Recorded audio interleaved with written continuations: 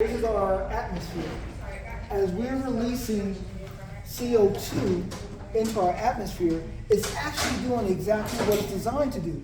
It's preventing this stuff, these gases, being released into space, which creates the atmosphere around the Earth. Which some of us it's supposed to keep in for us to breathe. We're supposed to keep it in for us to breathe. Like I said, that atmosphere is doing exactly what it's designed to do, right? But what we're doing wrong is we're releasing more greenhouse gases into this atmosphere, which is now goes up, comes back down, it heats up our planet. Now, what ends up happening is, again, this is the Earth. These are polar ice caps. As we have more greenhouse gases trapped into our atmosphere and heating the Earth, we're now melting our polar caps, ice caps, at a faster rate. So this is now sending fresh water into our oceans. Fresh water and salt water don't mix. So because fresh water is lighter than salt water, it forces the salt water to go down. This causes our jet streams, our atmospheric rivers, right? This was our old atmospheric river, where it will come down from the Siberian Peninsula, dips down into the most northern western tip of America and Canada, and goes on, and it just generates throughout the upper part of our atmosphere. However, what we just experienced, and this is going to be our new normal, where that jet stream now is dipping lower, is going into the American Southwest, right? So this is California, Oregon, Washington, and then it shoots back up and it comes back down into what we just saw in Vermont, where now they've experienced like record flooding. So California experienced 2 years of rain in about a month. Vermont, something very similar. I don't know their exact numbers. So while all this is happening, we've also created a heat dome, right? And this represents parts of California, Nevada, Utah, Arizona, New Mexico, and we're experiencing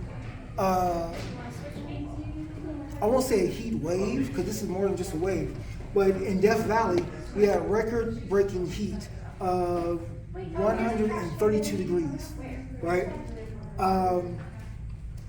In Florida, South Florida, the water temperature has gotten up to 101 degrees.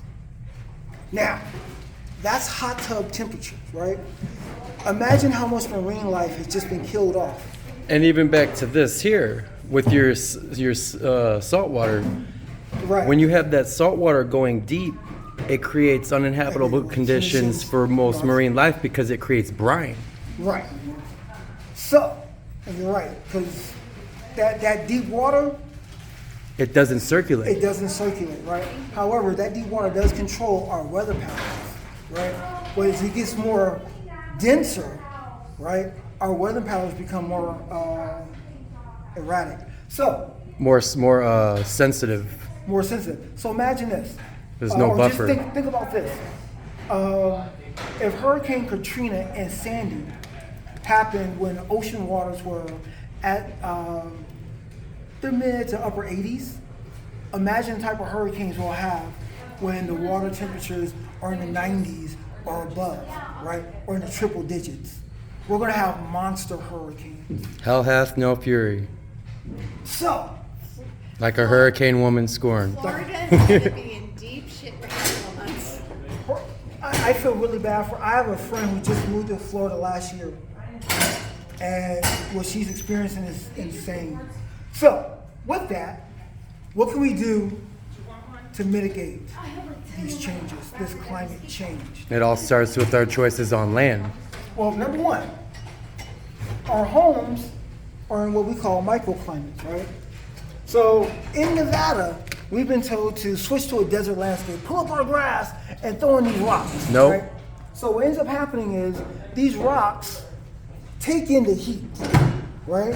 So if it's 115 in the air, it's 130 on the ground, right? That right there is a heat index that raises the heat index around your house. It affects everything around your house, right? More energy. So you use more energy. You use Greenhouse more AC more. gases. There's more greenhouse gases. That's Harder to being released. breathe. So what we should do, And it spirals into killing the plant life we do have. it does kill and the animals. Man, have you seen something? Oh, have you it's seen the horrible. birds that are out there just dying? They're I've panting. seen so many dead birds, right? And if the birds are dying, that means the insect population is going unchecked, right? Seeing all these grasshoppers that are jumping around, Which is killing our plants more. which is killing. They're eating our plants. They're about to turn into locusts, right? Hopefully not, but it's a possibility. So, first thing we do to combat these climate changes, we have to contact our local, our elected officials, local, state, and national.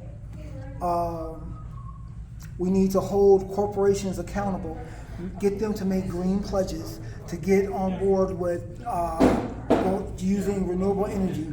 We have to get off of fossil fuels, right?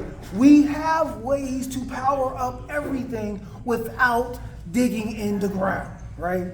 We already know that the sun will provide us energy. Wind will provide us energy. There's other ways to generate energy other than fossil fuels, coal, and oil, right? What's really cool is Blue Origin is working on being able to use the soil on the moon, it's high in silicon, to make solar panels that are without damaging the earth. Without damaging the earth silicon. That is, people don't give Jeff Bezos the credit that he deserves. And I gotta say, I wasn't a fan of him. Well, it's honestly, it's not just Bezos. I actually have a friend, a rocket scientist who works for Blue Origin. It's just that's his pet project. He's funneling the money, but he's allowing that to happen, Yeah. right? He's allowing Nurturing, renewable fostering energies it. and other ways to. He's allowing his people to use alternative methods that will become our mainstream methods, right? So these are ways that we can. Oh, you were talking about tearing up the grass. That's actually a kind of good thing because the lawn grass uses way too much water. Well- a tree or a bush puts in much more oxygen and uses half the water. Well, to replace our lawns, instead of rocks, we should have used alfalfa. Alfalfa is drought tolerant. It doesn't use a lot of water. It does ground spread. If you compost the mulch in alfalfa, and when you water, that water will, instead of running off, will absorb into your soil, creating more livable soil.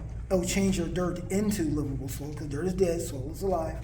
It will make it for more plants to grow, and it will reduce your heat index around your home. If we all take that action,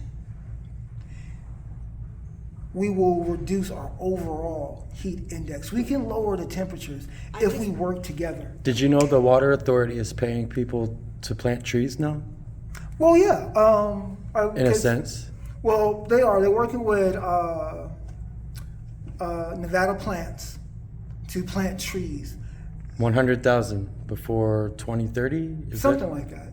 Well, which isn't that much, but Yeah, we'll go with 100,000 in 7 years. I'm not impressed. I'm not. You Even, got to start somewhere. well, it is a start, right? And I'm a big fan of not making the perfect the enemy of the good. Exactly. We have to work with them. One of my ideas is we have a 360-degree mountain range. We need to put a forest at the foothill all around, right? That will eat up our carbon on our edges, reducing our carbon bubble, so that when storm systems move in to Nevada, they won't go over the city. They catches will it. fall down and come through. It'll probably also help our planes because there are days that our planes can't land or take off here. Because of the heat and the CO2 in the air and whatnot. Yeah. Here's the thing. Capitalists say it takes money to make money.